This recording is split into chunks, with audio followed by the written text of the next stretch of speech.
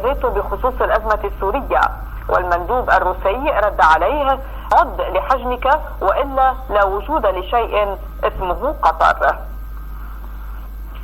أحذرك من اتخاذ أي فيتو بخصوص الأزمة السورية، تهديد وجهه وزير خارجية قطر حمد بن جاسم إلى المندوب الروسي في مجلس الأمن فيتالي تشوركن قبل التصويت على مشروع القرار ضد سوريا في الجلسة الأخيرة للمجلس.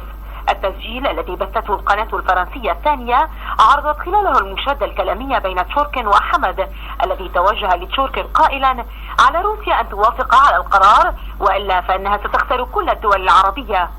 هذا التهديد القطري قابله رد روسي بكل هدوء أعصاب، حيث قال له تشوركن: إذا عدت لتتكلم معي بهذه النبرة مرة أخرى لن يكون هناك شيء اسمه قطر بعد اليوم.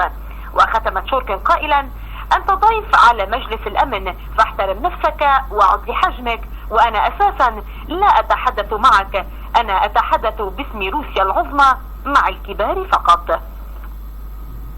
الأنبياء تزور كنيسة سيدنايا بعد أسبوع على تعرضها للقصف بقذيفة من قبل المسلمين.